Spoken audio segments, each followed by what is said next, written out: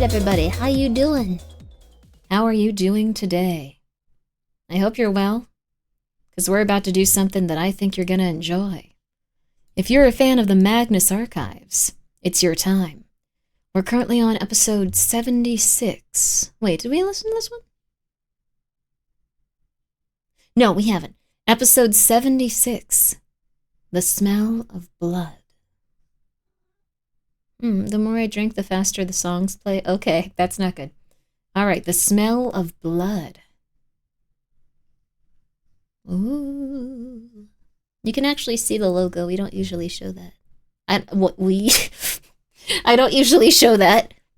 We listened to that? You were very out of it? Oh, okay. Yeah, my memory. Okay. This next one is The Kind Mother. I fell asleep at that point. Yeah, I think I did too. I don't remember any of it. I'm sorry. But this episode is The Kind Mother. And what I'll be playing for this is, let's see. What's a good crack game?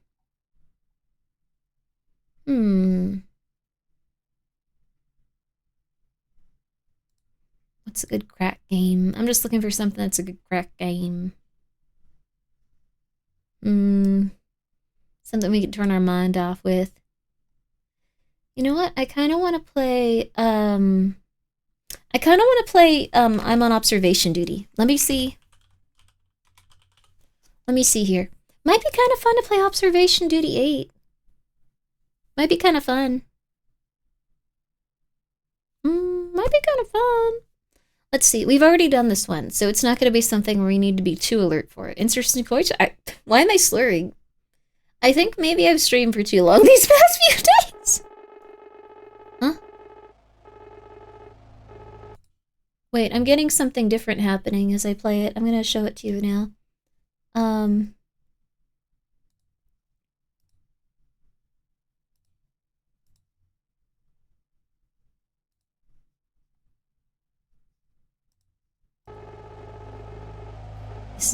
It has come to our attention that multiple undocumented anomalous objects have been spotted in your workspace. This is considered a... Please halt all other work-related tasks and fill attached anomalous report forms immediately.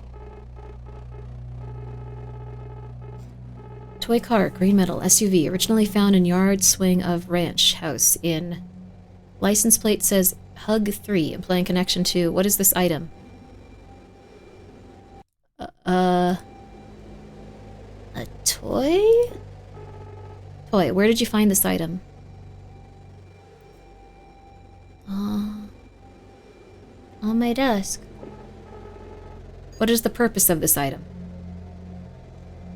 It's a toy. Eldritch statuette. Statue of material recovered from plane and appearance seems roughly to match a note cited at recent in Antarctica. What is this item? A creepy statue. Where'd you find this item? It found me. What is the purpose of this item? To be seen? To be known?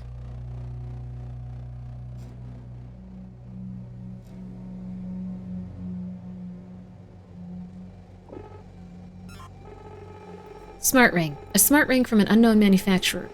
Recovered from a fashion venue in Berlin. Seems to contain functionality for identification, biometric monitoring, and wearer's vital signs, as well as performing transactions using a cryptocurrency associated with a promise? Where did you find this item? It was a gift.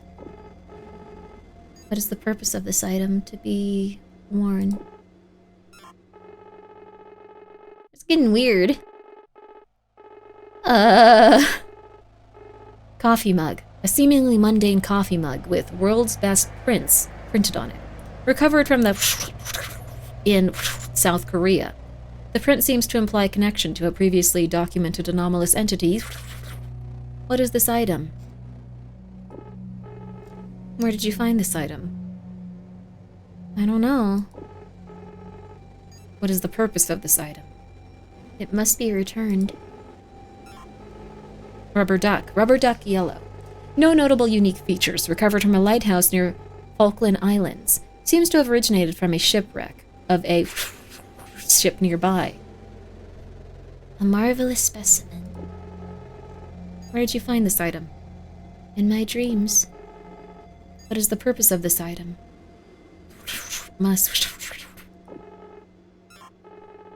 Business card. A business card for the Organization of Interest. This is really cool. I was never going to open this game again. An Organization of Interest contains the slogan, "The Opulence of God for Men," as well as a phone number, originally belonging to... But since redirected to a BOADAC. What is this item? A way out. Where did you find this item? Where I was meant to. What is the purpose of this item? Just because you can doesn't mean you should.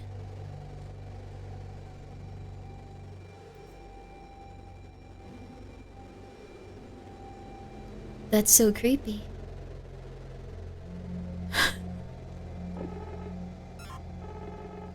Anomalous report submission received. Should note that infraction will result in permanent mark on their records. For infractions: 2, being late to work. 1, instance of improper handling of... Instance of violation of no mustache policy. Instance of... This is your 5th why no mustache? I don't have a mustache, but why no mustache? 5th infraction, and will result in immediately loss of... Have a pleasant day.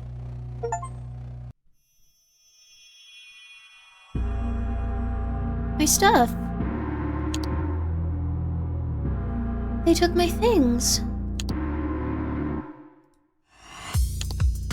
My things.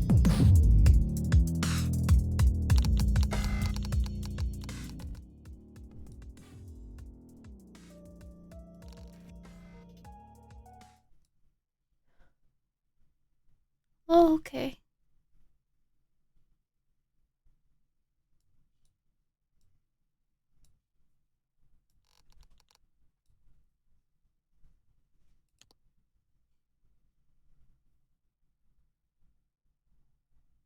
A mustachioed man. I think people that have mustaches are awesome. It's cool, honestly. Like the ones where they have like the swirl. I always wanted a swirly mustache, or like mutton chops. They'd be so cool. I think it's cool, dude. Alright. Okay. We're gonna be playing some Magnus Archives now, though. So don't you worry. We got some Magnus Archives coming up. This is the part of the stream where everyone kind of gets to relax and just enjoy themselves. I'm going to be playing a game, but it won't be the main focus. Oh, Silpha, thank you for the 200 bits. Is as soon as possible. What? What's going on? Okay, alright, hey. Okay. Good morning, good night. Hey, good morning, good night. How are you? It's night where I am. It's 2:30 almost. Do you try Ball X Pit? Ooh, I'll get that one going too. We'll play a little bit of this, and if this doesn't work by the end of the episode, we'll go for Ball X Pit. That sounds good to me. Thank you. Oh yeah, this is definitely one of those games. Yep.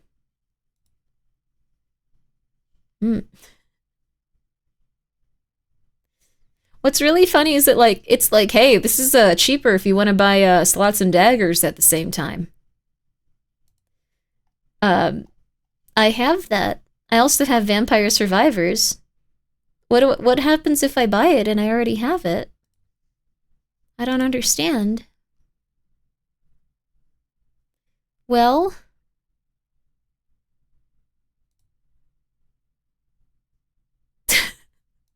it's set together with like as a set for like 12 different games. I want to just buy it without that. I don't need slots and daggers again. Just get the one with the discount still. It would be more expensive. It was just like, hey, this will be cheaper, but you'll be paying more for slots and daggers. I'm okay, thank you. Alright, it's almost done downloading too. So we'll switch to that if we have a hard time with this one. So if you buy it and already have it, I think they deduct the cost from what's already in your library. Oh, I probably should have then. Crap. Well, it's okay. They got a little bit of extra money. We got a little bit of extra Magnus. Let's go. It's now time to go to bed. This is the you go to bed now. You go to bed now part of the stream. It's been a long time. You go to bed now, or if you're working, you enjoy it. You enjoy it, you enjoy it. Rusty Quill presents the Magnus Archives.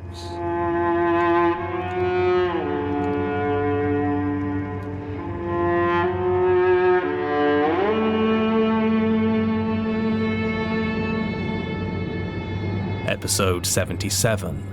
Thank you so The much, Kind Clevin. Mother. Thank you so much for the raid. We're about to listen to an episode of Magnus, so I'm not going to be saying too much, but I really do appreciate it. I hope you had a really wonderful stream. We're going to be playing Observation Duty, and we're going to be listening to Magnus. You have a wonderful night. Thank you so much. Of course. Good. Doug. Case 9941509. Lucy Cooper. Incident occurred in Draycott, Somerset, August 1994. Victim's name given as Rose Cooper. Statement given 15th of September 1994. Committed to tape 4th of November 1996. Gertrude Robinson recording. There is a stranger claiming to be my mother. I don't know who she is. Everyone else says that she's my mother and gives me looks of alarm when I tell them she's an imposter. I don't know what to do.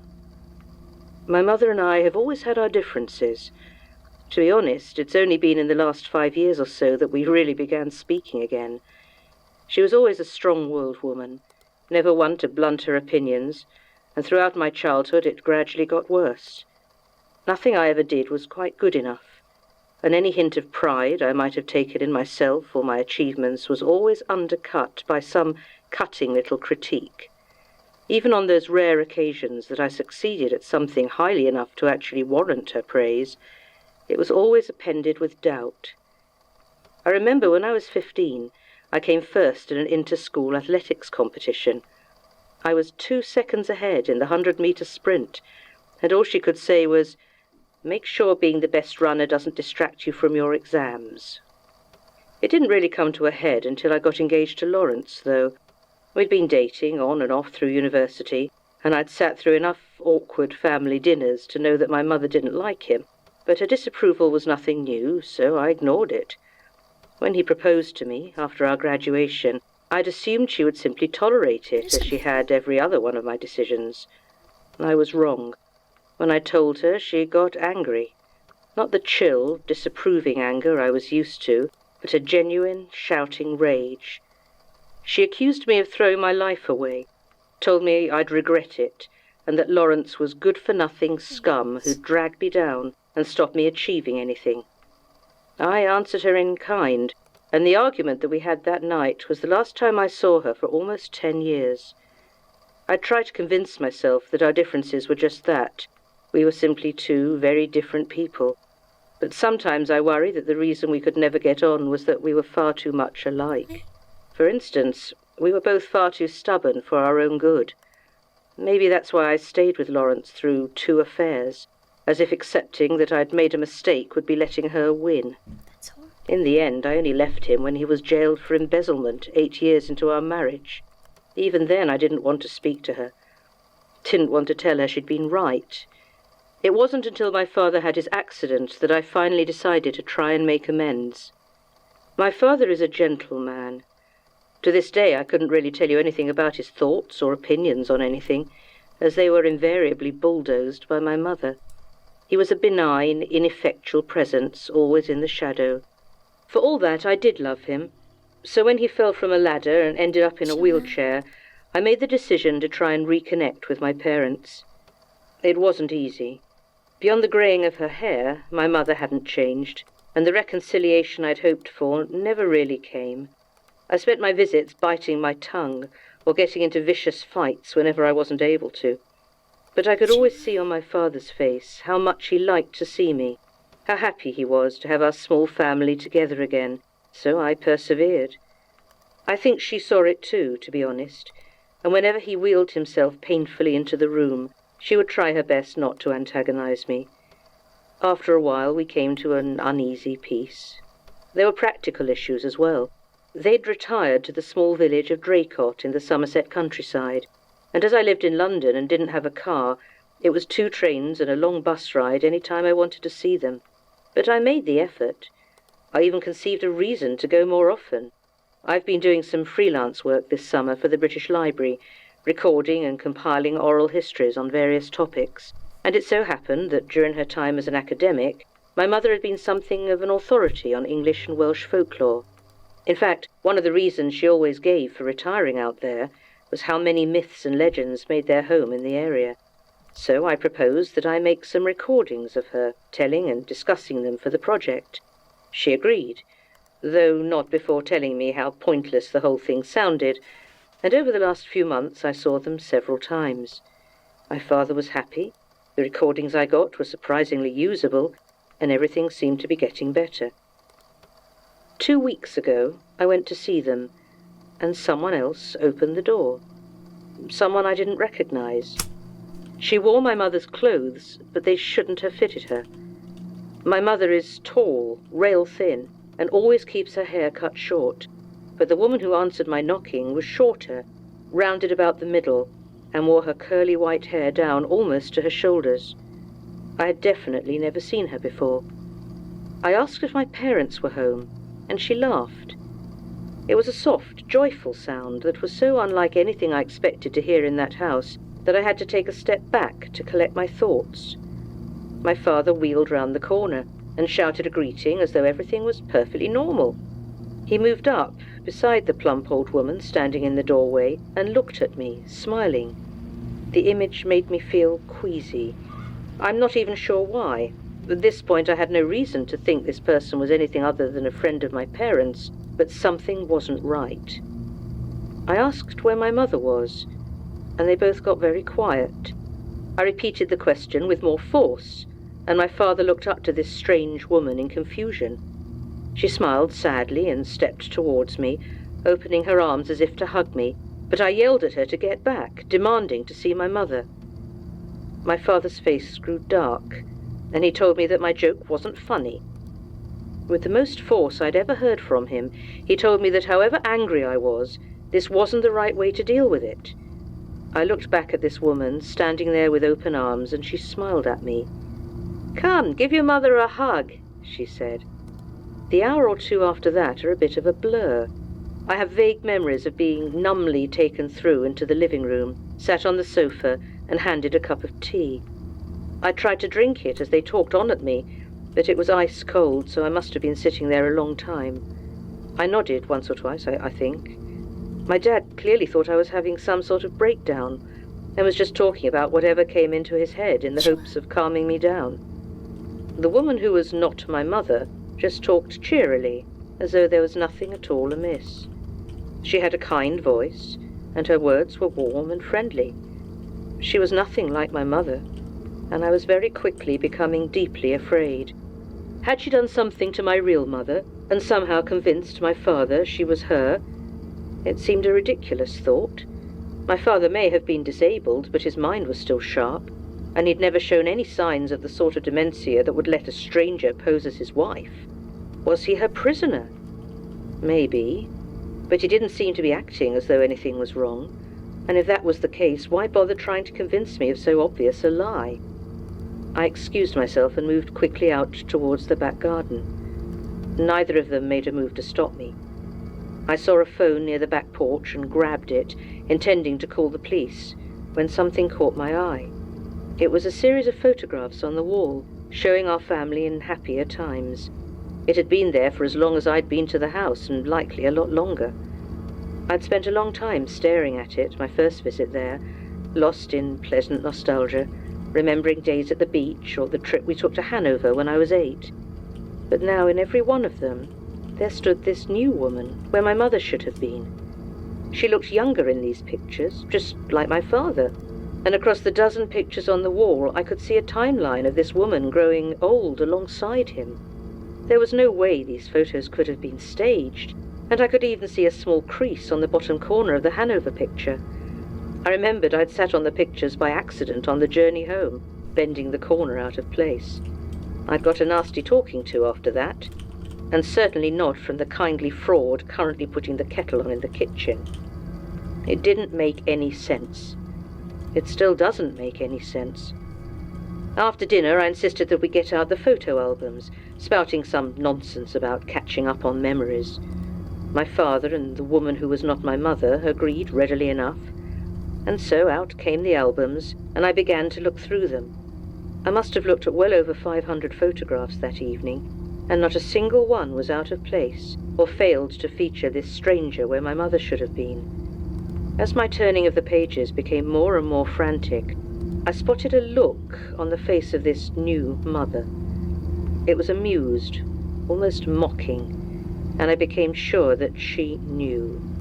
Whoever this woman that called herself Rose Cooper was, she knew it was a lie as much as I did, and my confusion and fear delighted her. For all that, though, I was at a complete loss to explain any of it. Every piece of photographic evidence I can find supported this woman's claim to be my mother. My father's memories agreed, as did the memories of the two neighbours I was able to talk to the following day, Tom Harrison and Joanne Fisher. Both of them told me they'd known George and Rose Cooper since they'd moved in, and when I asked them to describe Rose, they said she was medium height, with a kind round face and long curly white hair. I even took a walk up to the Church of St. Peter's, where I knew my mother occasionally visited, to ask the vicar, a polite man named Neil Angus. He told me the same thing as the others, though he did ask after my mother's health. Apparently she'd had a bit of a fall the week before, outside the church, and the vicar had come out to help after hearing her cry out. He turned a bit pale when he said this. I pressed him further, and he told me that although she'd seemed fine when he'd reached her, the scream was like nothing he'd ever heard. I asked the woman who was not my mother about her fall near the church. She looked me right in the eyes, smiled, and said it was nothing. She just had a bit of a funny turn. That's it, really. I left immediately and haven't been back. I've never been a believer in the supernatural before, but it seems clear to me that something attacked my mother near St. Peter's Church, killed her, and somehow replaced her completely. The only piece of evidence I can find is the recordings I'd made of her beforehand. The tapes still have her real voice on. I have a few, so you can have one for whatever tests you might want to do. I'm going to go back to my father and play him the others. Maybe it'll jog a memory, or maybe he'll try to have me put away. Either way, I have to try. I used to think I hated my mother. I really did. But now I can't stop listening to those tapes. Now I know they're the only way I'll ever hear her voice again. All of them except the tape we recorded on the old myths of the Fae, of changelings. I'm not ready to listen to that one yet. Final comments. Unfortunately for Miss Cooper's attempts to convince her father, it appears George Cooper died of carbon monoxide poisoning from a gas leak 2 days after this statement was recorded, before her next visit. No other bodies were found, and there has been no sign of anyone identifying themselves as Rose Cooper since. Based on the interactions and effects, I suspect this to be the creature that Adelard Decker refers to as the not them in statement 9910607. If the pattern of behaviour is consistent with what he establishes, then further follow-up on this case is pointless. The thing has finished with the Cooper family and will not be revisiting them. It rarely seems to stay in the same place or with the same people for long, though it's hard to guess at its motives. Personally, I suspect it to be an aspect of the stranger, though that's entirely conjecture at this point. What puzzles me more is why one or two people can always see through it. The sheer power that it must be able to call upon to be able to rewrite so much of reality, seemingly as a reflex, is staggering. So why does it always miss a few witnesses? It is at least reassuring to know that magnetic tape seems to escape being overwritten. So if I get changed, you can be sure that this is my real voice. Based on Decker's statement, it would seem Polaroids are also relatively stable. Beyond that, I find it comforting that this creature appears content to travel freely, sowing random terror. I dread to think the damage it could inflict if it had a purpose. I have destroyed the tape Miss Cooper provided us as a precaution. I have no interest in attracting this thing's attention.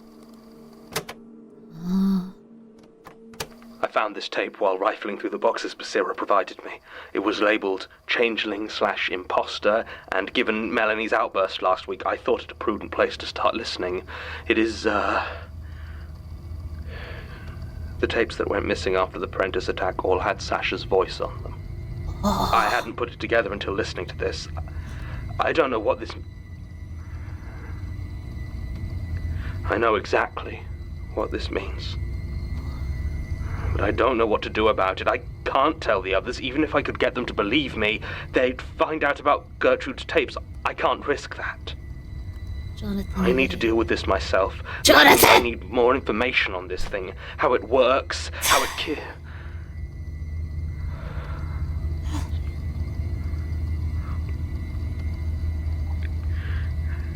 I need to know how to stop it.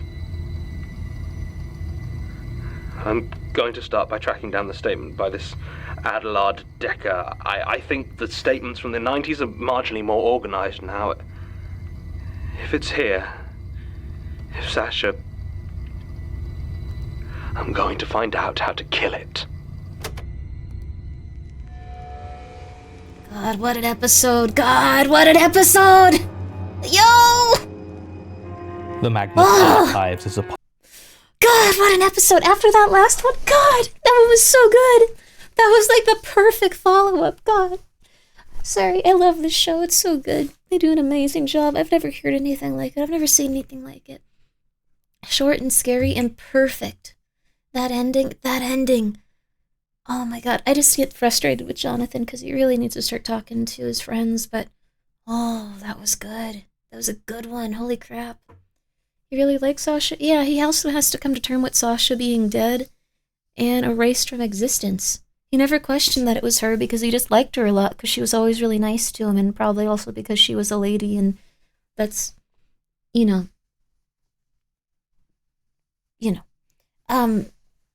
ladies are cool. How many of them could be changelings?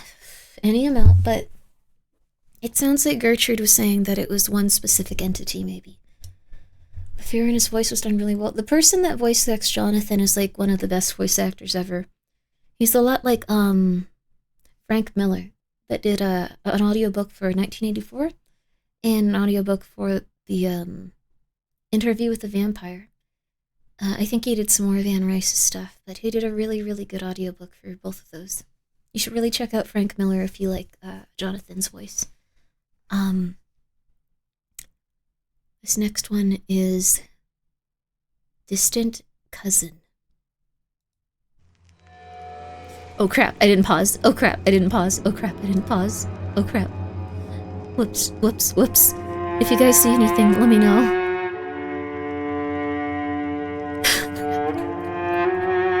Oh no. Rusty Quill presents the Magnus Archives.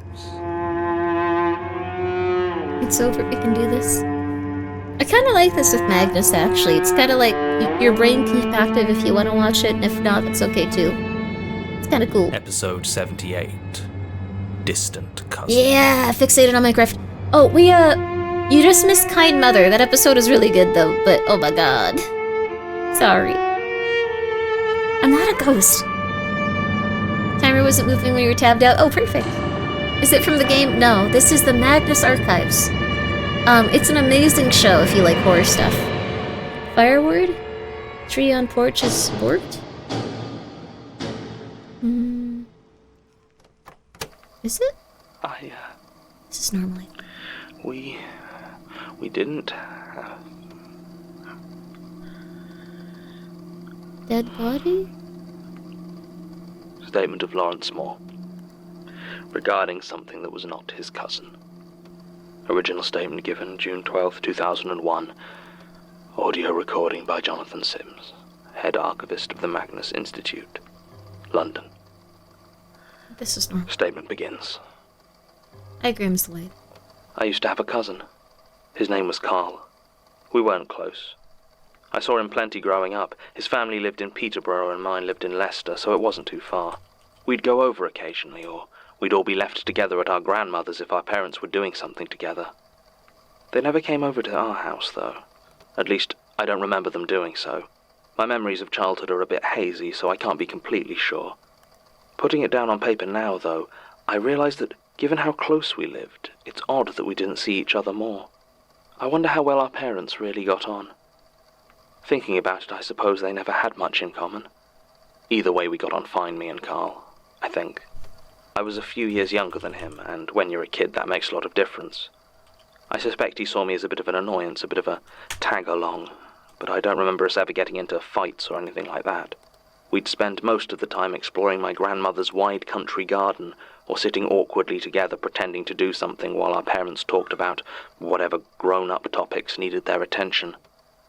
Since I grew up and moved out, though, I hardly ever saw Carl. A family dinner at Christmas some years, or the occasional big family birthday.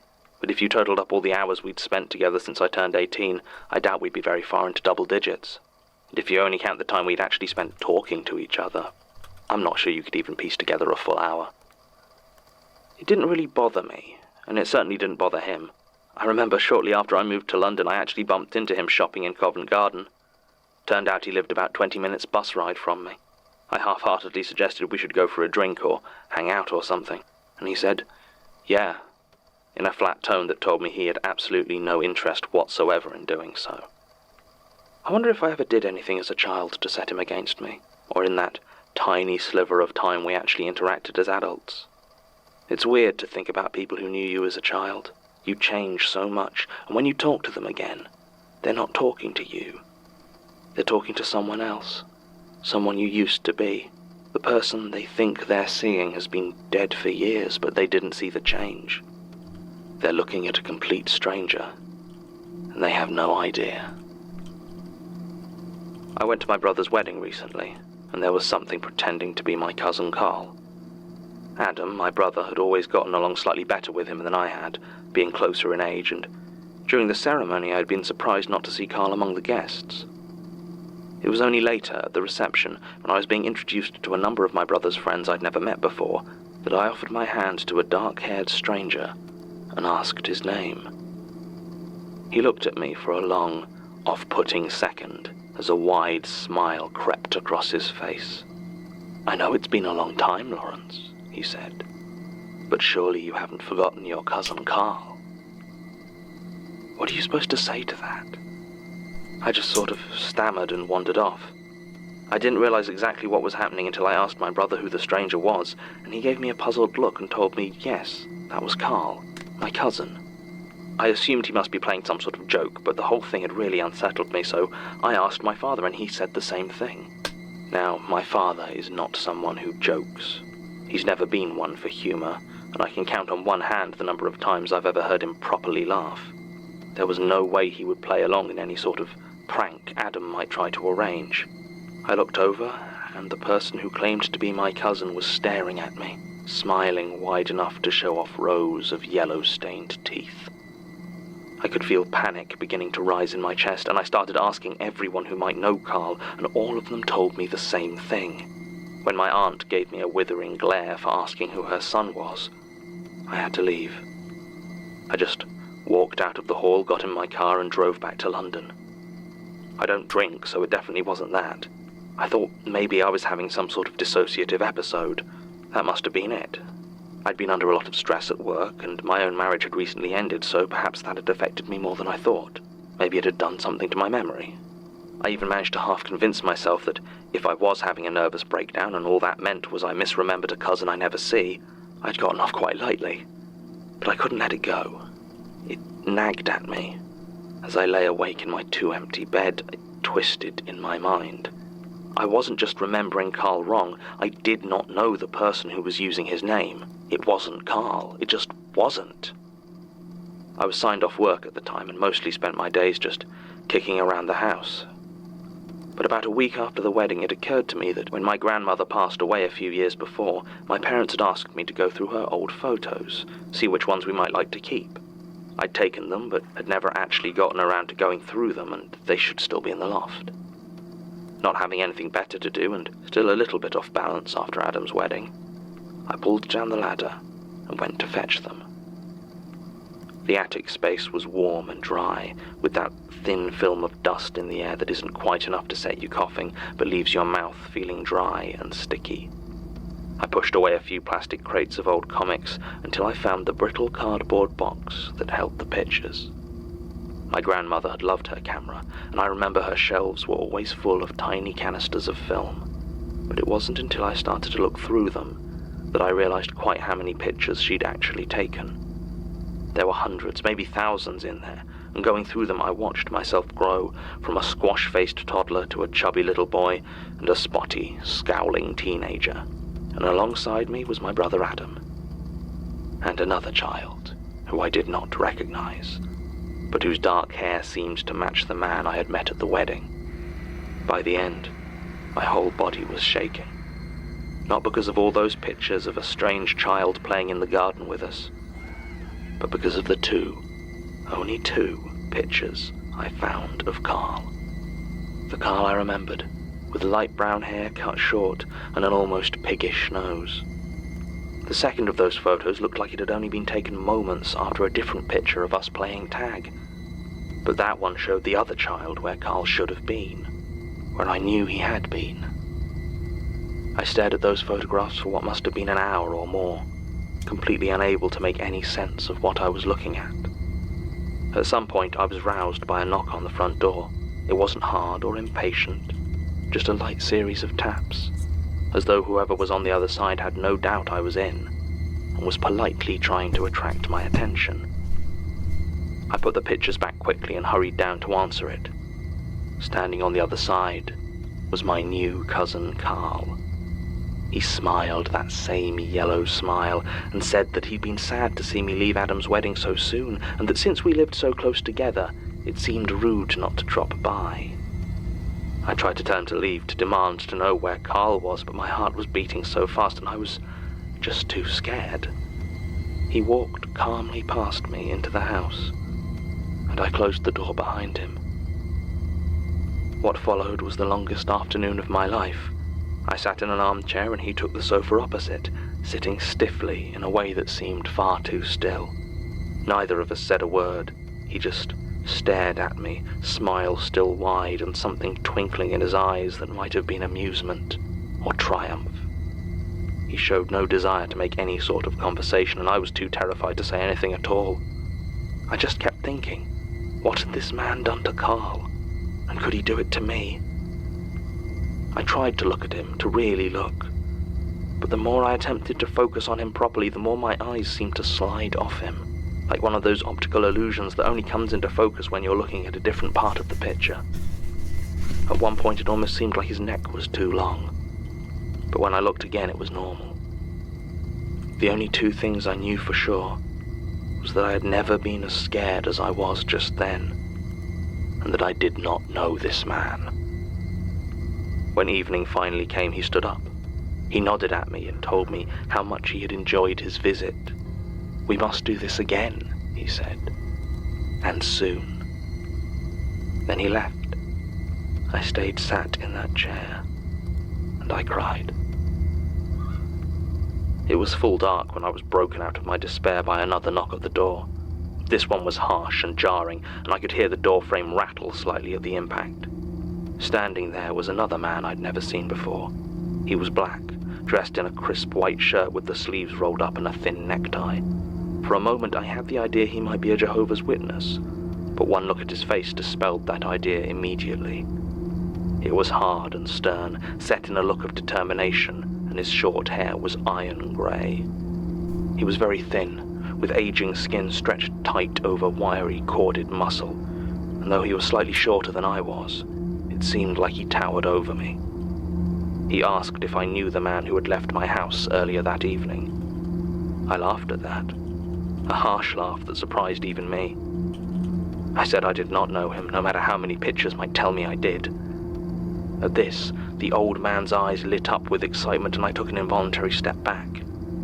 If he noticed, he didn't show it, walking past me into the house and ordering me to get any photos that hadn't changed. I don't know if it was the certainty in his voice or my own feeling of helplessness, but it didn't even occur to me not to do what he said. I returned from the loft with the box of photographs to find him sat on the sofa, exactly where my imposter cousin had sat not 2 hours before, and I finally got up the courage to ask him who he was. He told me his name was Adelard Decker, and that he was an exorcist of sorts, though he smiled when he said that last part. I asked him if he thought my cousin was somehow possessed, but he was already looking through the box and ignored me. He pulled out the same 2 photographs I had found, the ones that hadn't changed, and again his mouth twisted into a wry smile. He told me to follow him, and I did. We walked over to an unmarked blue transit van parked on the other side of the road, and he opened the back doors. Inside was a large wooden box with a hinged lid. The man who called himself Adelard Decker climbed in and picked up the back of it, commanding me to take the other end. I did, and together we carried it into my house. It was heavy and barely fit through the front door, but any objections I might have had were silenced by one look from Decker. We placed it down in the middle of the living room, and I instinctively went to lift up the lid. I caught a brief glimpse of dark, varnished wood before he slammed it down, almost trapping my hand, and shook his head once. "It's not for you," he said. Then he instructed me to go to my bedroom and not to leave until he told me it was safe. I did protest at that, and I asked him how locking myself upstairs would help save Carl. There was no sympathy in his voice when he told me my cousin was dead, that nothing would bring him back, and that my best chance to not join him was to stay in the bedroom until everything was over. He did not seem inclined to tell me what he meant by everything. So I did what he said. I suppose I could have called the police, but this strange old man spoke with such certainty that I felt like following his instructions was the only hope I had. I lay in my bed, and I tried to sleep. I did, though not well. The image of this new Carl kept intruding in my dreams and jolting me awake. The sun came up, and there was no word from Decker, so I stayed there, waiting for something to happen, though I had no idea what. I lay in bed all morning and then into the afternoon. Finally, at about 3 o'clock, I heard the soft knock at the door. It was the exact same knock at the exact same time, and I felt my body seize up with fear. There was the sound of the door opening, but nothing else. I just lay there, straining my ears to hear any sound. The air grew close and heavy, like a thunderstorm about to break, but still I heard nothing. 10 minutes passed, then an hour, and then the air was split by the most unnatural scream I have ever heard. I cannot even begin to describe it except to say that there was nothing in it but the purest rage. Panic surged through me. I had to get out of that house. I threw open the bedroom door and charged down the stairs towards the front, and as I did so, I passed by the living room, and I instinctively turned my head to see inside. Adelard Decker stood in the corner. He was straight and motionless, his lips moving rapidly, though no sound came out of them. In the center of the room, next to the empty box, stood a table carved from dark wood and wrapped all over with a sprawling, intricate pattern. And in front of that table was the thing that had said it was my cousin. It was long and thin, the tops of it bent against the ceiling and its stick-like limbs flailing from too many joints and elbows. Wrapped around it were thick strands of what I think was spider's web, stretching back into the table, which I now saw pulsed along its carved channels with a sickly light.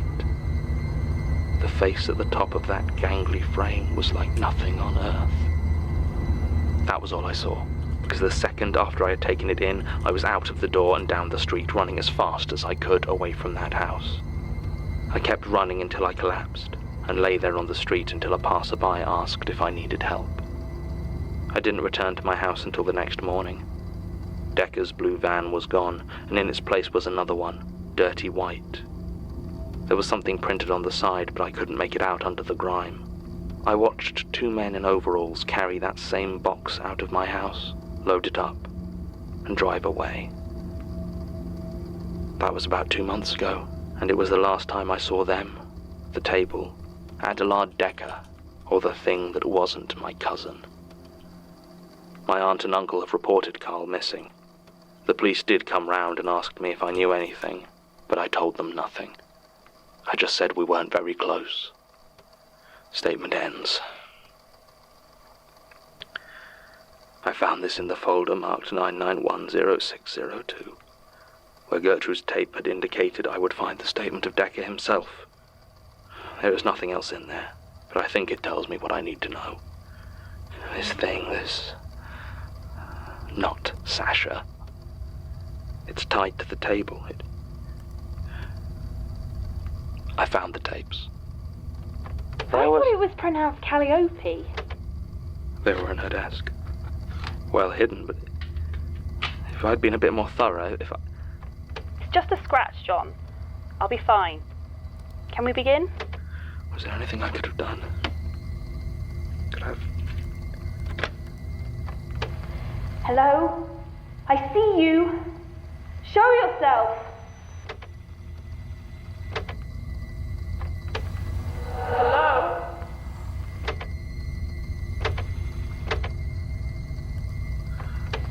I see you.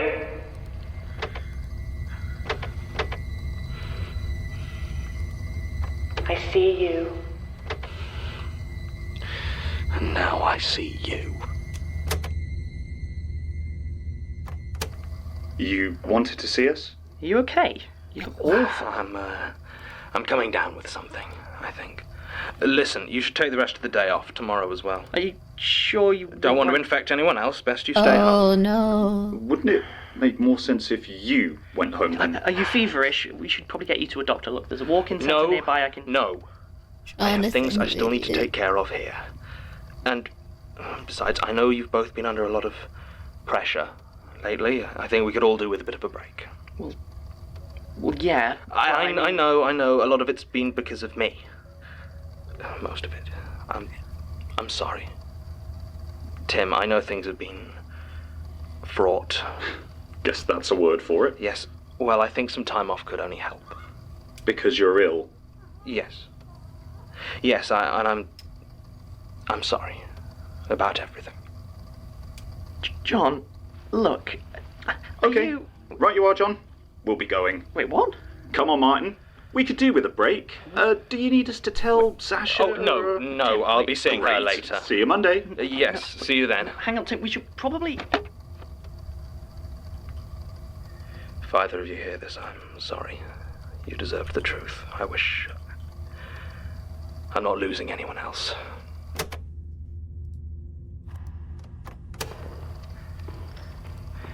It is remarkably easy to buy an axe in central London. Harder to sneak into artifact storage, but not impossible. I don't know if destroying this is going to kill that thing, but I am damn sure it's going to hurt.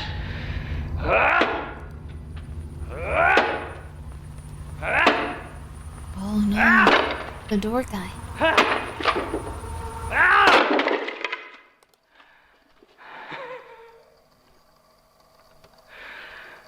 Hollow. Just cobwebs and dust.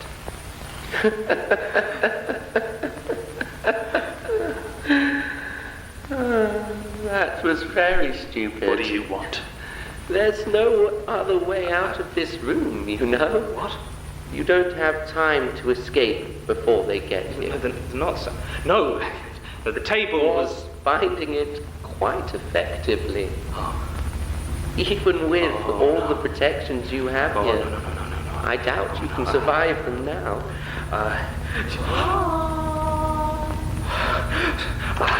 You need a door. No, I need, shit!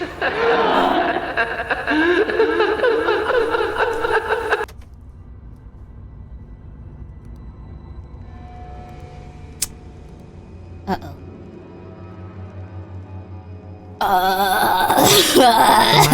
Oh.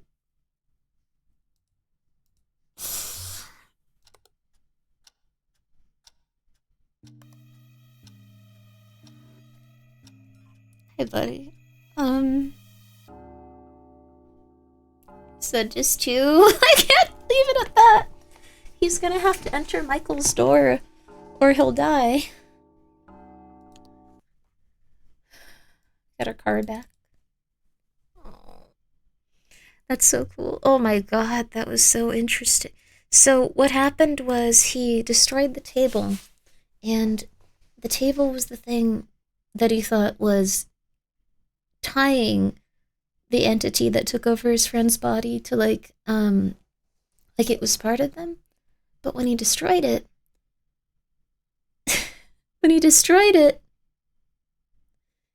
he set it free instead, because he didn't really look into it. He really needs to depend on his friends to help him. Why would he just destroy it, though?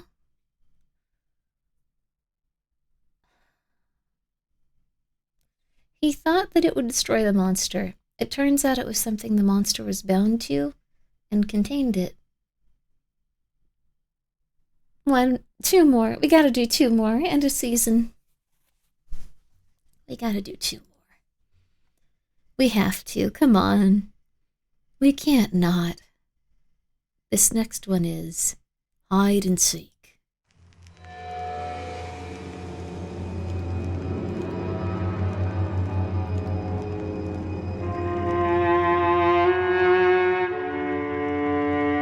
Ads? Fine.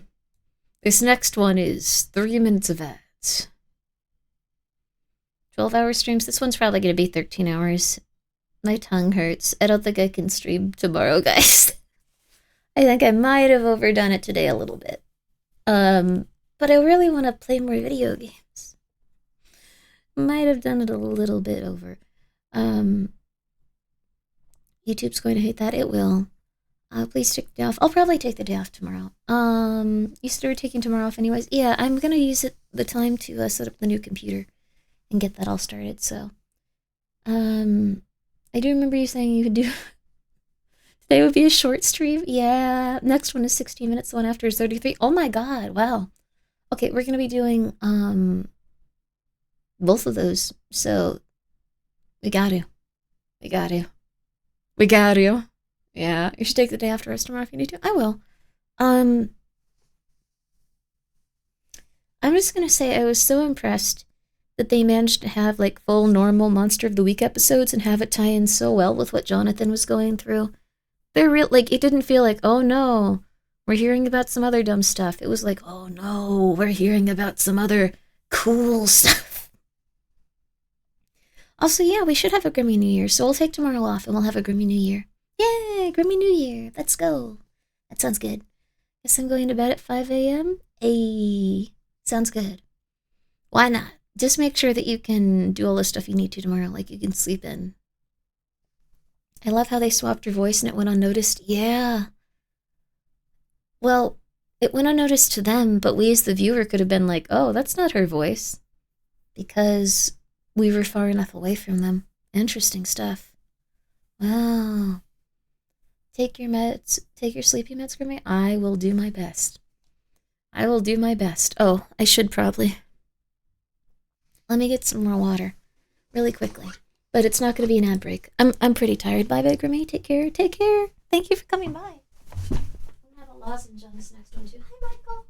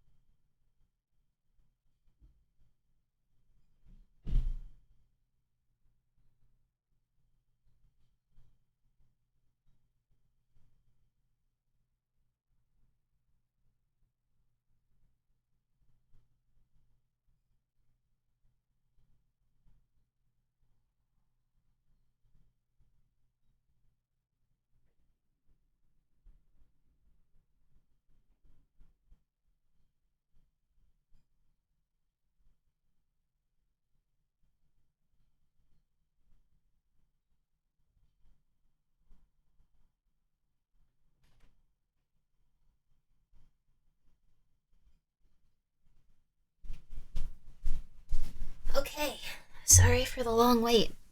I also want to use the restroom really quick, and then also, get some water. Alright. I'm a little tired at this point, but we gotta listen to these two. They're too good. They're too good. Alright. You're all ready? The Magnus and a little red backpack. Play with this. Cheers to that. Rusty Quill presents the Magnus Archives. I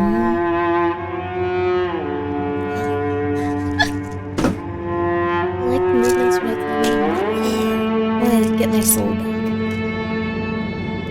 Episode 79, Hide and Seek. Ooh.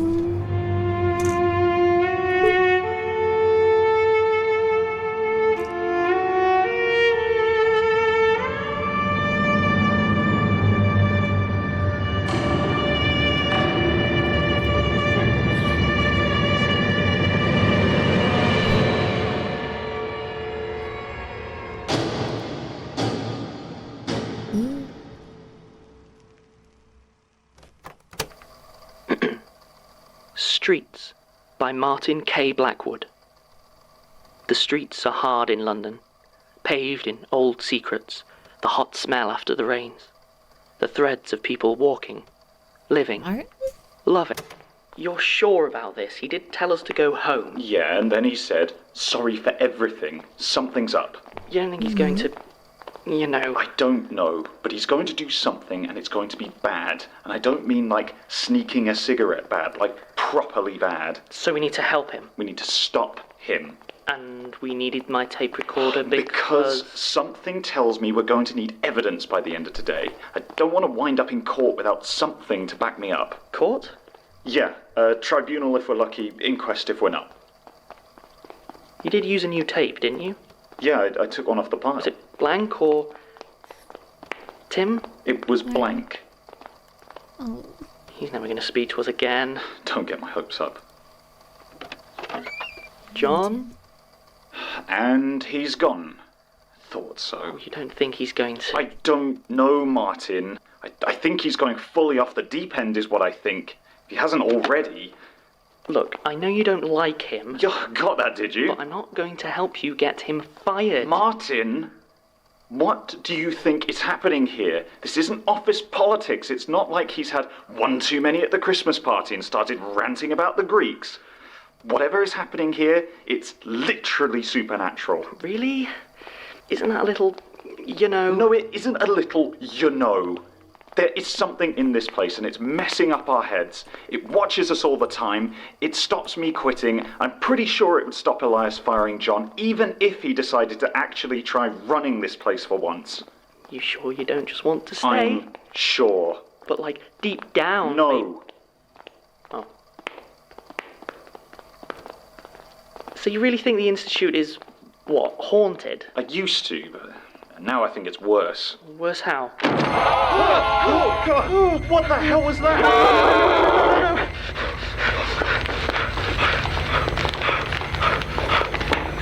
What the hell was that? It kind of looked... Oh, don't say it. It did though, didn't it? Oh, that wasn't Sasha. No, it wasn't. Oh, you don't think... He told her to go home, like us. Yeah. And she did. Yeah. He went into the tunnels. No. Not happening. We can't just leave him. Yeah, we can. I'm going. Martin. I'm not coming down there with you.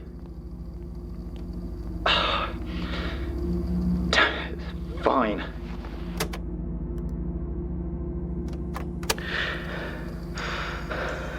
Damn.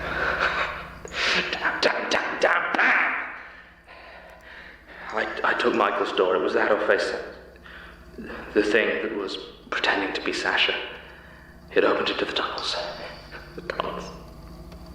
Not exactly the escape I was hoping for.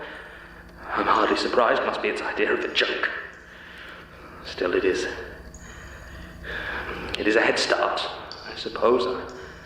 I have no idea where in the tunnels I am, or how far down. At least it didn't leave me trapped in some corridor hell maze.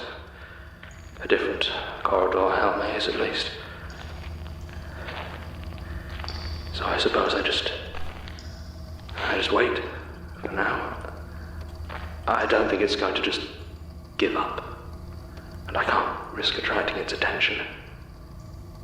It might already be down here with me. Just stay quiet. Stay hidden. God, I'm an idiot. Smash the table, kill the monster. Stupid. Lazy, sloppy assumption. Of course the table was binding it. The table is webs and spiders. Spiders are something else. They don't help each other. They oppose. They weaken. It was caught in a web. And all the pieces were there, and I couldn't see it. I don't know how much tape I have left. I'm going to stop recording to conserve it if... Oh, Christ. What now? We need to hurry. I thought I heard something up ahead. I didn't hear anything. Why do you think it was the Sasha thing? Will you shut up about that? It wasn't anything like her. I know, but I mean, like, if you really stretched her out... We're never going to find him down here. So go get some help. Elias is probably still in his office. I thought you said he was a waste of a suit. Yeah, well, he's better than nothing. If you want to go, I understand. I'm not just going to leave you down here. You were all about quitting. Oh, for God's sake. This isn't about you. Never is. All right, fine. Fine. What do you want? What's your light at the end of these spooky damn tunnels? And don't say everyone happy forever, because that's not happening. Well? I don't know. I want to find out what's going on. I want to save John. I want everyone to be fine. And you know what? If we were all happy, that wouldn't actually be the end of the world. Fine. No, it's not fine. You've been going on and on and on about how alone you feel because John's not taking your feelings into account while he's having his breakdown. But you're just doing the same thing. We've all been going through this, Tim, but you're the only one who's been running away. Okay. Look, let's keep going. There's nobody here. Yes, there is. Stay back. No. Who are you? I'm Michael.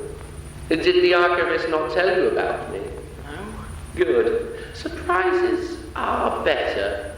What are you doing down here? Probably watching the archivist die. Maybe not. Either way is amusing. I think it's called a sport. What? I think I might also kill you. It would be easier than killing the archivist. None of you are protected down here. No, now hang on. You are going to try and help him. And I want to see what happens without you there. Martin? No, okay, because there's two of us and there's one of you, okay? Martin. He's not killing anyone. Martin, look at his hands. Oh, God.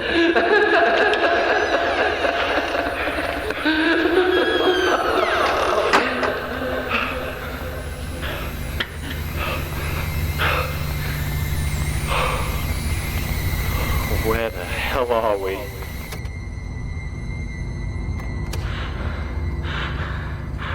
I have no idea where I am. There were stairs. I kept going lower.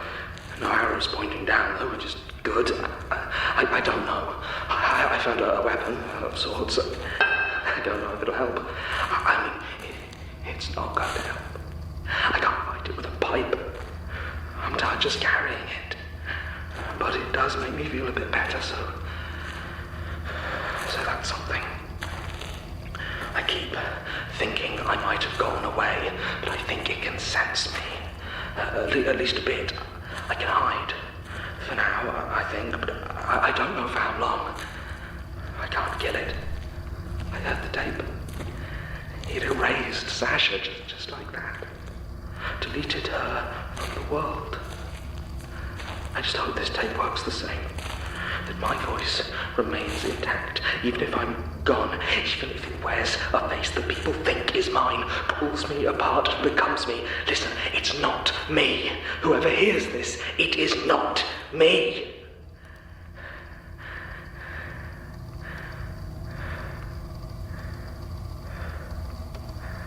I don't even remember what she looks like. Even now that I know. Now that I've seen it twisted, and I still don't remember her. The only face I can picture is... John. John. Come out wherever you are. It's okay, John. It's Sasha. Reliable old Sasha. Nothing to be afraid of. You seem stressed, John. You've been under a lot of pressure. You should talk about it. Have a real good chat. You like talking, don't you, John? I'm going to wear you, John. I'm going to wear everything you are. Like you never existed. No one will ever know. And it will hurt. Oh yes, it will hurt. It hurts, Sasha. Shut up!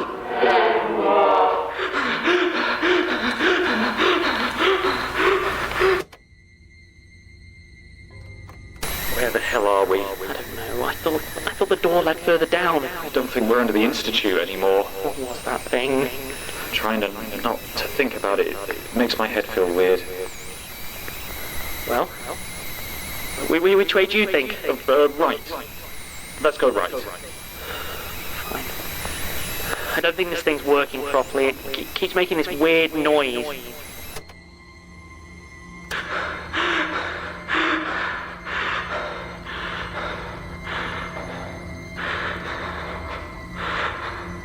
I'm glad we got a chance to run, John. It makes it so much more satisfying. Do you have any idea how long I watched you and your little acolytes? I hated it. Let me tell you a story. You like stories? We could even call it a statement if you want. Once upon a time there was a monster, but no one realized. Sometimes someone did, and then they were scared, so that was good. But one day a nasty man came along. A nasty man who tricked the monster and wrapped it all in webs and tied it to a table. So the monster got its friends to carry the table all around, and it still got to take faces and scare people. Then one day, it was sent to the house of its enemy, which had the biggest eyes you ever did see. The monster was sent there to steal all its secrets, but it was sad because it couldn't scare anyone anymore. Then finally, after what seemed like forever, a stupid, arrogant little man cut the webs and set the monster free. Free to kill and scare whoever it wanted. So thank you. I did leave you what clues I could, but I never had hoped you would actually release me.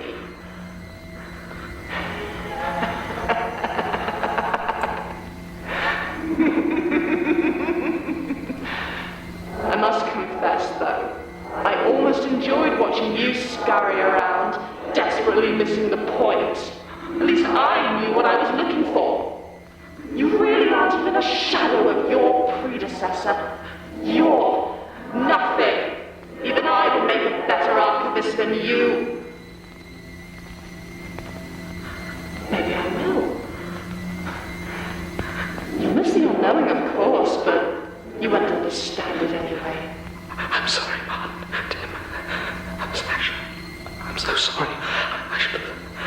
I'm sorry, God. I'm so sorry. I wonder, if I wear you, will I really become the archivist? Help the eye of its pupil? Probably not. Better just kill you, I think.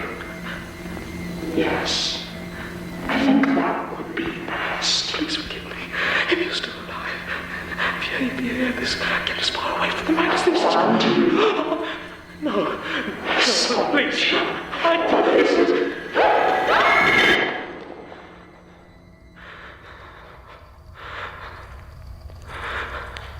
What?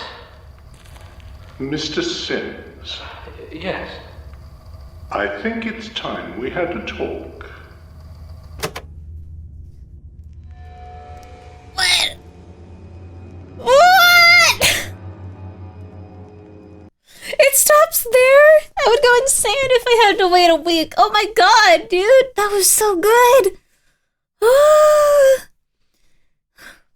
Was the dude in the catacombs again? He just goes down there to make bad decisions. Yeah. He went to destroy a table that was finding a demon that is now hunting him for sport. Oh my god. That was so good. Next, yeah, we have to go to the next one. So this next one, that was hide and seek. And this next one is the librarian. And we're gonna continue playing this also, even though I kind of stopped. It got so intense. That was really cool. God, I love this show. It's so cool. Hey, babies. Hey, baby kitties. I know, you're really bored. You're like, when the hell are you going to bed? Rusty Quill presents the Magnus Archives.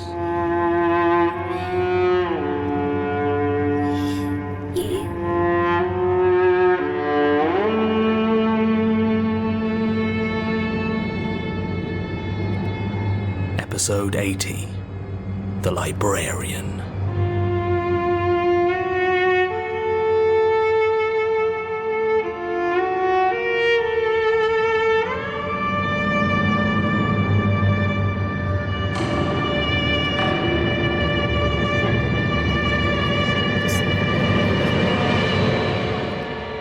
Sorry, y'all. I know my streams have been like 13, 14 hours lately. Please, I don't know how much time we have. So you said. Is that necessary? You think I pose a danger to you? Yes. Yes, I do. Then take it with you, but I can't afford to just sit here. So talk fast. Could we at least have this conversation in the tunnels? I'm not going back down there. That thing, is it dead? Unlikely. Whether something like that can actually be destroyed. It is trapped, I hope, for a very long time. And Sasha, the real one. Was that her name? I'm afraid she's gone. Whatever it does to those it takes, they don't come back. She's dead. Do you need a moment? No, I'm... You're not what I expected. I suppose not. My family emigrated when I was very young. English was always my first language. I used to adopt an accent sometimes when meeting people. A sort of personal joke. But truth be told, my Norwegian is terrible. Now, are you going to help me or not? You first. You want my help, you answer my questions. Agreed? Agreed. Good. Statement of Jürgen Leitner, February 16th, 2017. Statement begins. You're quite like her, you know. I suppose that's no surprise. Anyway, your questions? Right. Let's start with what you did down there, how you trapped it. An unexpurgated copy of Ruskin's The Seven Lamps of Architecture, published in 1845. Of course, Ruskin didn't even begin writing the book until 1846, and the text of this one varies markedly from the version that was distributed. It gives an acute sense of the walls pressing in around you, and if consumed recklessly, will physically entomb the reader. Over the years, I have found that it interacts with Smirk's architecture, and those tunnels specifically, in a more predictable way. By carefully reading specific passages in certain locations, I'm able to exercise a degree of control over the substance of the tunnels. I didn't hear you say anything down there.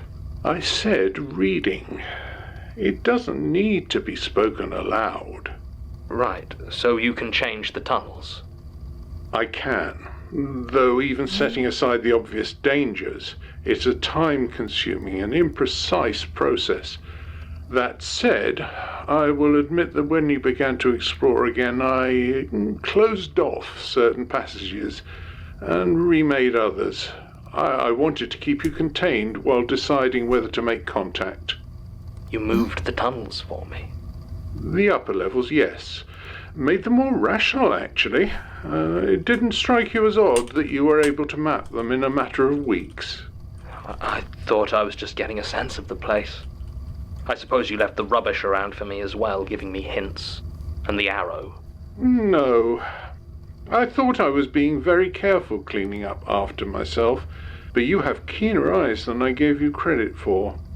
I should have expected that, I suppose. The arrow, however, was not mine.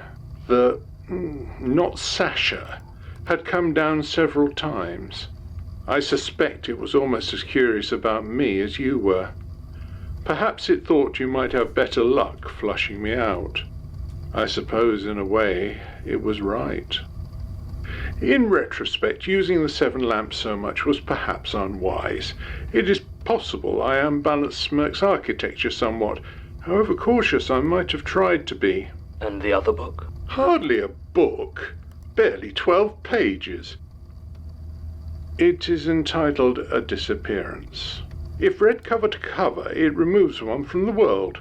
I can't say precisely what that means, only that the assistant I assigned to it, Jacob Feng, was never seen again. I have found, however, that reading only 1 or 2 words is sufficient to hide me from the prying eyes of your master. It allowed me to talk with Gertrude in relative safety, and occasionally come above ground for my own ends. My master? We'll get to that. How long have you been down there? Hard to say. I've been in hiding for over 20 years now, ever since my library was destroyed. Obviously, I have not spent all that time below your institute. The old Millbank prison tunnels stretch out a very long way, and there are other entrances than the one below the archives. I have a small number of secure locations, though since Gertrude's death I have been reluctant to leave the tunnels. I dislike spending too much time in the open. I am always being hunted, both by creatures like the ones you have encountered and by certain human individuals who believe I'm to blame for the books that destroyed their loved ones. 3 years ago, I made the mistake of spending a full night outside my safe houses. I was almost beaten to death by an angry goth. That'll be our Jared. I don't follow. I wouldn't worry about him. He passed away a couple of years ago. That is hardly my point. So are you to blame? For what? For the books. Or did you just stick your name on them by accident? Why the library of Jürgen Leitner? I thought that I could control them. That I alone had the knowledge to contain them. Back then, I believed they were simply books. Horrifying, powerful, yes, but with rules, limits that could be charted. I was a fool. I had no idea what forces lay behind them, or that they had other servants that might come searching. I was ruthless, I will admit that.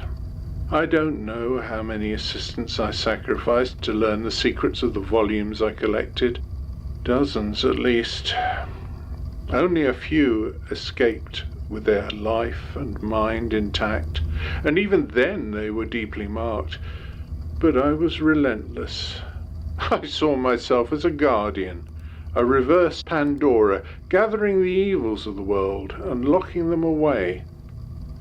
And so I branded them with my seal. I told myself that if any should escape, such a mark could help me retrieve them. But I think in my heart I dreamed of my work becoming known.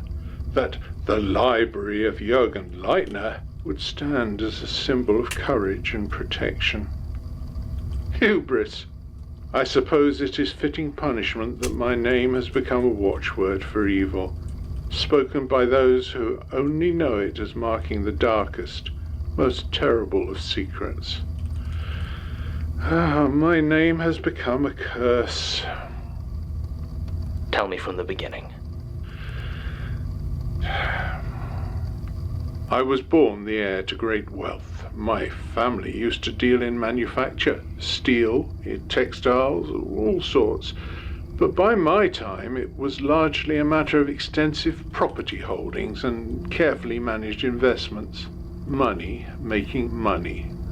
There was never the need for me to learn anything of worth. I suppose in another life I might have been another rich wastrel, content to squander my inheritance on indulgence and comfort. But I always felt a calling to make something of myself, to matter. I had no interest in politics, and while I was certainly no fool, my attempts at academia were ultimately unsatisfying. Business bored me to tears. The only thing I was ever truly talented at was acquiring things. I suppose you could say I was skilled at shopping. I don't say that to be glib, nor as a comment on my wealth. I don't mean I gained any satisfaction from wasting money on vulgar Bond Street trinkets. I mean I had a genuine and pronounced talent for finding items of worth and convincing their owners to part with them. The most valuable things always need to be hunted, and that was where I excelled. It started by simply cross-referencing auction catalogues with local records and slightly obscure books of art history, but soon I had a network of contacts and took dinner with some of the most eccentric curio dealers in the world. It was Desmond Laurel that first told me of the books. They were a rumour, as these things always are, and he had no idea of the dangers. Magic books, he called them. He had believed them to be coded spell books derived, of all things, from the writings of Merlin. Poor Desmond. When he finally found one, an old leather-bound thing titled The Stalwart Hunter's Almanac, he had no idea what to do with it. I suppose, looking back, his death was a very good thing for me. The extent of the mutilation, and how closely it correlated with the passages he had described to me, left little doubt as to the connection. So when I acquired the book myself, I took exceptional precautions. The thing that surprises me most, I think, is how readily I accepted the existence of the supernatural. I had occasionally made purchases before that had caused anomalies, but nothing like those books. Yet as soon as their nature became apparent, I simply accepted it and began to factor it into my dealings with them. It was shortly afterwards I hired my first assistant, a dour man by the name of Albert Strauss. He barely lasted a fortnight. It didn't take me long to track down other books like Laurel's, and it seemed like almost overnight I had found my purpose. I was to be the keeper of evil tomes. To begin with, I never gave much thought to their origins.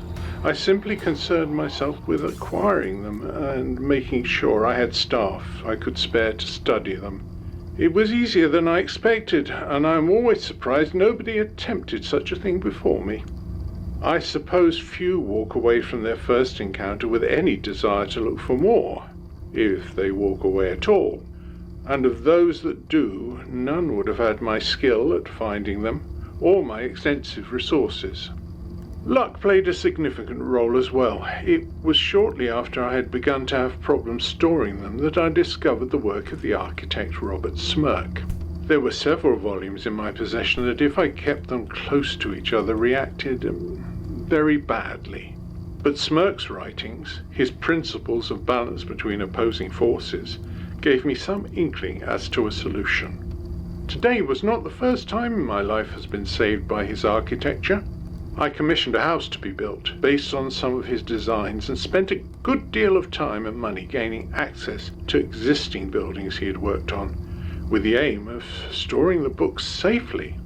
I believe at about that time I commissioned my bookplates and began to label them. And then the house was complete and I had my library, a vast, lopsided structure, by turns cavernous or maze-like, depending on the needs of the inmates.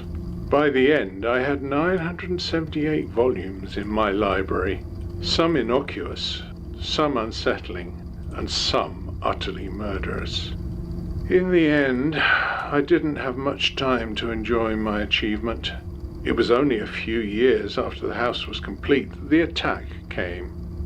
You must understand, I had only ever encountered these dark powers in the form of books, or the occasional antique. I had no idea that there were people or creatures out there that served them, so I was not prepared. All my defenses were inward-facing, to prevent the contents of my library getting out. I suppose getting in must have seemed a trifle. It started with the visitors. Almost every day some stranger would turn up at my door and ask to see my collection. Now, whatever my secret ambitions might have been, I was very careful not to let word get out about what I was doing. And these people, they were wrong somehow. They didn't move as people should move, and their cadence was very strange when they spoke. They almost always forgot to blink. Even then, I didn't realize what was coming and simply sent them away with a firm refusal. When it actually happened, it was all so fast, I barely had time to register it. One moment I was typing a new catalogue entry for a journal of a plague year, and the next, everything was screaming. My assistants, the books, even me. Thomas McMahon was stabbed through the throat by something with too many teeth and limbs like knives. Mary Johnson was pulled into a cavernous maw that opened beneath her. Gregory Todd ran into a door that shouldn't have been there. Great hand reached down through the roof and plucked away Leandra Toulouse. And there was one other assistant whose name I don't recall, but the last I saw of him he was being pulled into a great pulsating pile of meat. I don't know how I escaped. Perhaps because I designed the house, I knew how to best move through it. Perhaps I was sensible enough to steer clear of the rooms that had fallen into darkness or burned with a fire that seemed to leave the books untouched. Perhaps they let me go. Or perhaps once again it was simply luck. I didn't look back as I fled. Nothing seemed to chase me, at least not then. I had none of the books with me, and that was what they were after. Of course, by the time I realized that, there were many others who were hunting me, mostly vengeance-minded folk who'd lost someone to the books, plastered with my name, that were now free once again. It was easier to let the world think I was dead, and, to one degree or another, I've been in hiding ever since. You're right.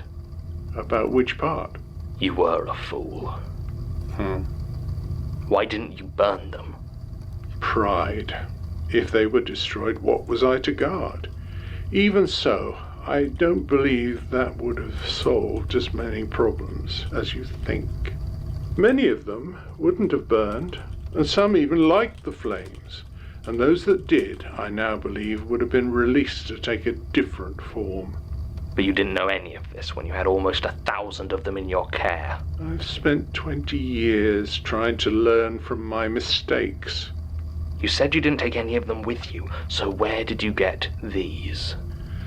When I started working with Gertrude, she hunted down some editions I thought might help. And why was Gertrude helping you? Aside from my knowledge about the books, I think she was lonely. I didn't meet her until about 6 years ago, after she'd lost the last of her own assistants. She would mention them sometimes. I believe she missed having someone to talk to on occasion. I didn't know Gertrude had assistants. Of course, 3 of them, each meeting an unpleasant end. So when she found me, it seemed natural that we help each other. In this instance, that meant finding certain useful books. Like the Key of Solomon. That one was a mistake. I thought that in the tunnels there might be the stability to examine it properly, learn something of the forces arrayed against us, but it went wrong. We had to destroy it. I should have known, really. It was one of the few volumes that contained elements of several different powers. You keep talking about these powers, these forces arrayed against you. What are they? I'd hoped you would at least know that much by now, but I suppose you're simply the observer, and making these connections is not your role. Gertrude could be much the same at times. Just tell me. There are entities in this world, beings of vast, dark power. Perhaps it would be more accurate to say they are next to the world rather than in it. Their true existence couldn't function in the universe we live in, at least not as it is now. They have nothing in their pure state that could be present in the physical world, so they sit in... different dimensions? No, I don't think so. If there are such things, then these beings are linked inexorably to ours. They're not within our world, but they can affect it in certain ways, reaching out with their will to change things. I don't know where they come from, or how they came to exist, but they are, from what I can determine, effectively eternal. Are you trying to tell me all of this is at the behest of evil gods? Oh, there are certainly those who see them as gods. A few even go as far as to try and worship them, but I don't find it helpful to think of them like that. Perhaps you could liken them to one of the old pantheons, each with its own rituals, agendas, and spheres of influence, but I find simplifying them in such a way makes them hard to truly understand. The gods were conceived by humankind as a reflection of themselves, their motives and actions divinely powerful, but in essence purely human. These things, I find them hard enough to understand without trying to force human frameworks onto them. So the creatures are what, priests? These books, their holy text? I told you it was an unhelpful analogy. Let's try another one. Imagine you are an ant, and you have never before seen a human. Then, one day, into your colony, a huge fingernail is thrust, scraping and digging. You flee to another entrance, only to be confronted by a staring eye gazing at you. You climb to the top, trying to find escape, and above you can see the vast, dark shadow of a boot falling upon you. Would that ant be able to construct these things into the form of a single human being? Or would it believe itself to be under attack by three different, equally terrible but very distinct assailants? So the books, the monsters, they're part of these beings, just extensions of them, fingers being pushed into our world.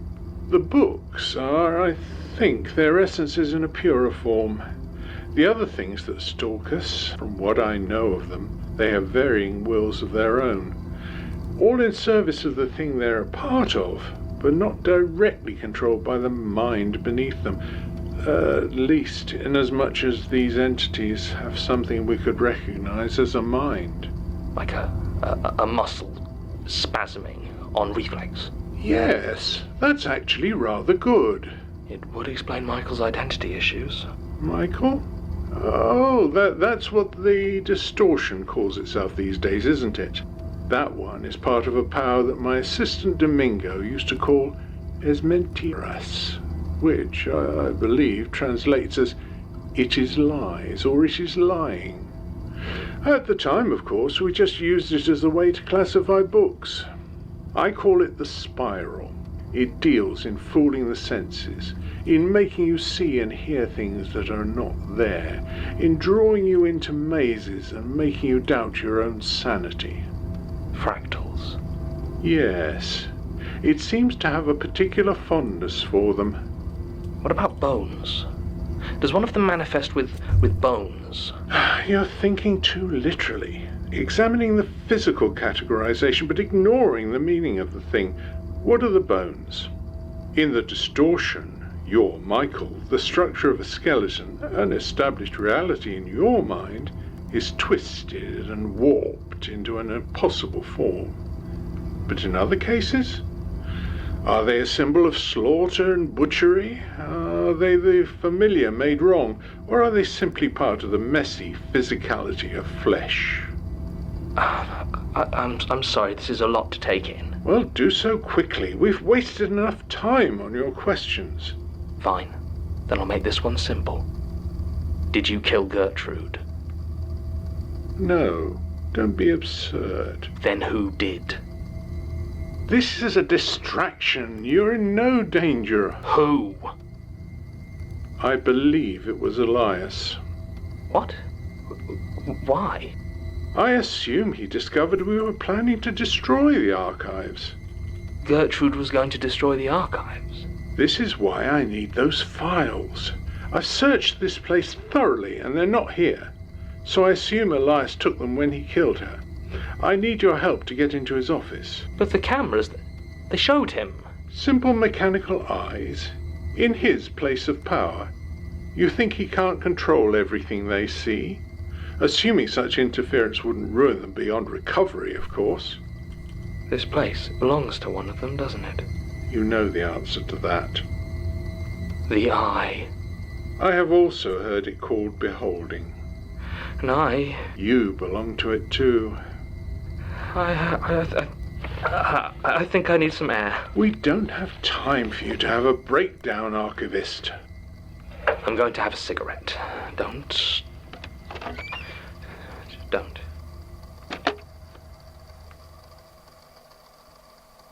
I'm not sure you would have liked him, you know.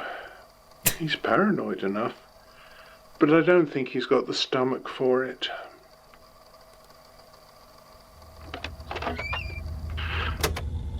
Well, this is a surprise. Reach for a book and I will kill you. How much have you told him?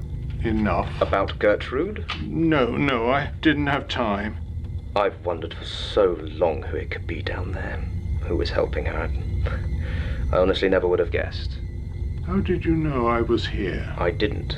You're very well hidden, but John is not. And he failed to take the same precautions I'm sure you took for granted with Gertrude. I knew he was talking to someone, and it turns out to be Jürgen Leitner himself. What an honor. Elias, please. What did you want from him? The files. The ones you took from Gertrude. Planning a little light arson, are we, Jürgen? It's not just the Institute, and you know it. They had everything she had found on the stranger. I know. It's, what do they call it? The unknowing. Creativity never was their forte. You, of all people, should want to stop them. And we will. But I don't think we'll need your help. And what's he going to think when he gets back?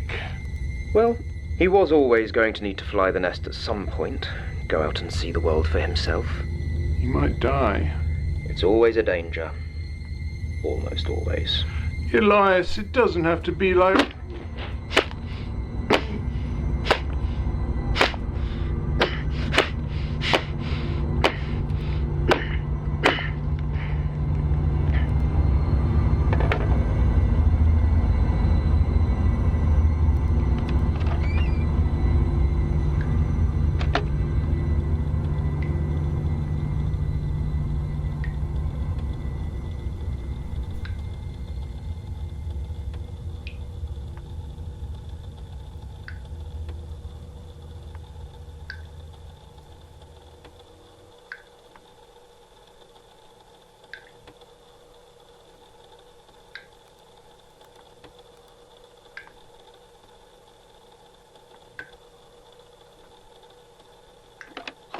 Sorry, I've been queer for 5 years now, but the...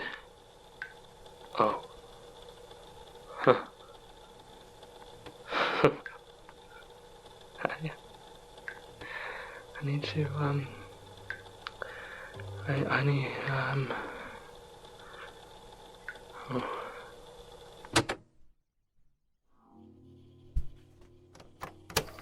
think it's working again. Tim, Oh. where were we? Yeah, it's recording. Forget the bloody tapes, Tim. Are we sure this is here? Yes, because the tape works now. How long was it? I don't know.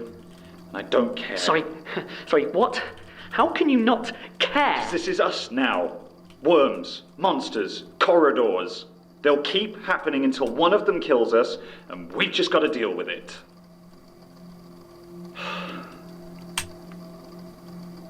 Any sign of the woman? I don't think so. We should have helped her. No. But we could have tried. How?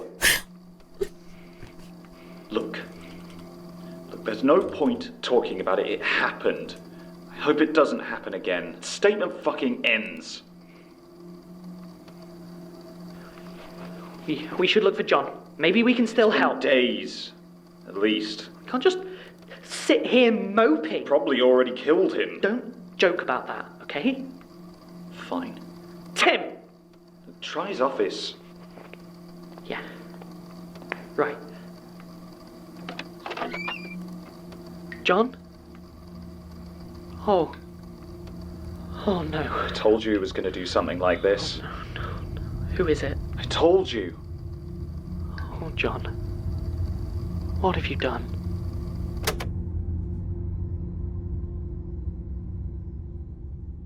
The Magnus Archives will return late 2017.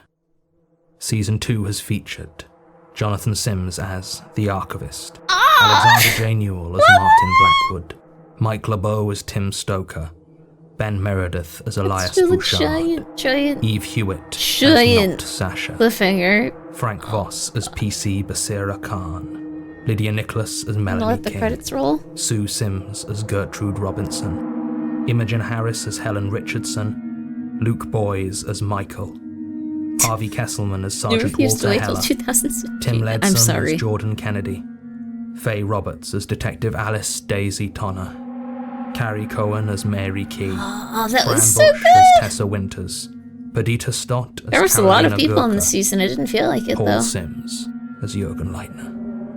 The series was produced by Alexander J. Newell, Mike Wow. LeBeau, and Jonathan Sims, with editing by Brock have a good Winstead, time, Elizabeth Fred. Moffat, Ian I love Hales, this series. James It's Austin, really, Ed really, Von really, Atticus, really Jen good. Jacobs, It's incredible. Alexander J. Newell, and Mike 10 years from LeBeau. now, I know. It was written It's a by really Jonathan good Sims series, though. and Like, it's one of the directed best. by Alexander J. Newell.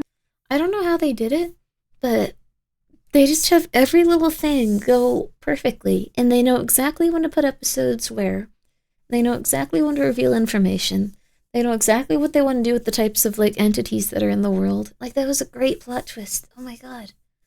Like, that was a great plot twist that, like, they themselves were, like, new entities and, like, kind of extensions of it.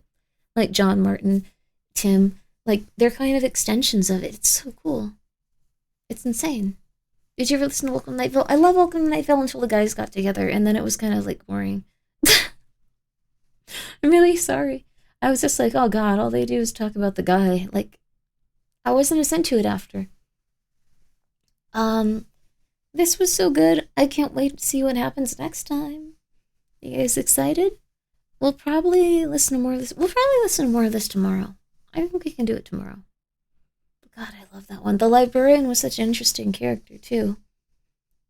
Oh, I'd love to have a written edition of Magnus. Ooh, like all of the episodes written down. That'd be cool.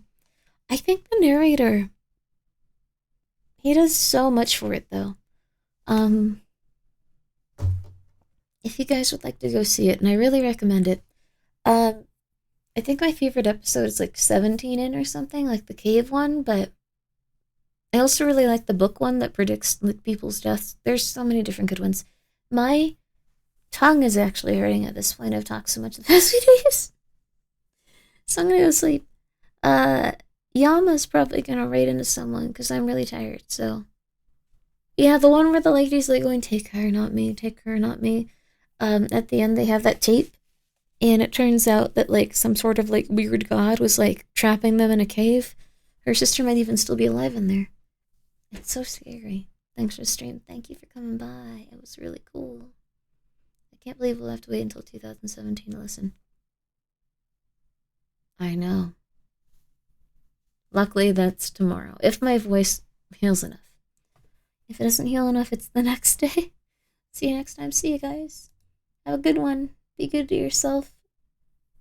Also, can you... Oh, her. She's from the back rooms. That's wonderful. She stopped by the other day. That's beautiful. She's really cute. So, alright guys. Also, Yama, if you could just immediately read. I'm gonna fall asleep as I wait for everyone to stack in there. I'm sorry. Thank you guys for being willing to go and check her out. I can see more people going into it, but I gotta... Yeah. Bye guys. Bye. Thank you for being here.